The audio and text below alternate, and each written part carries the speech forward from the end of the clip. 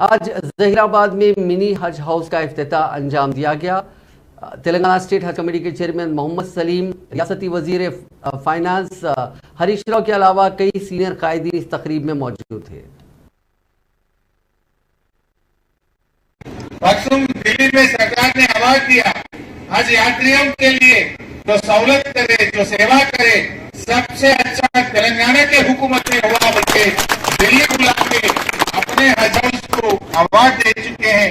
वो इंडिया में Telangana state is the number 1 है यात्रियों के लिए सेवा करे बल्कि अच्छा अवार्ड, नंबर 1 अवार्ड अपने के लिए मिल चुके हैं। ऐसे अच्छे काम कर रहे हैं।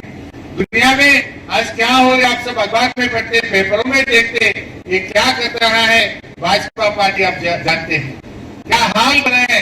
कर्नाटक में क्या हो रहा है, दिल्ली में क्या हो रहा है, उत्तर प्रदेश में क्या हो रहा है, कैसी हाल ये लोग बना रहे आप सब जानते हैं।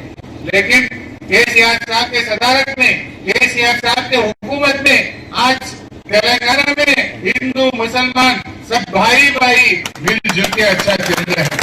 सबके लिए सोचते हैं केसीआर साहब ने, या हिंदू या मुसलमान, जो गरीब है वही हमारा मेहमान है।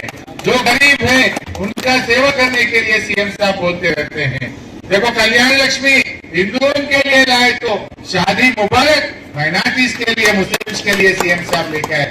जैसा SC ST BC school Hindu बच्चों के लिए लाए, गरीब के लिए माइनॉरिटी रेसिडेंशियल स्कूल मुसलमानों के लिए भी लाए हैं।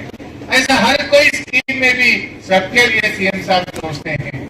भाइयों बहनों, भाई साहब के लिए भी मैं अभी एमएलए साहब से बात कर रहा था, जहीराबाद शहर में भाई साहब का कोई अच्छा स्टैचू लगाना चाहिए। जल्दी जल्दी देखो, भाई साहब इतना सेवा करे, अपने लिए इतना इज्जत रखे हैं, उनका नाम रखना अपना फर्ज बनते हैं, अपन सबका जिम्मेदारी बनते हैं। एक अच्छा जमीन देखो, उनका एक अच्छा स्टैचू भी लगाएंगे।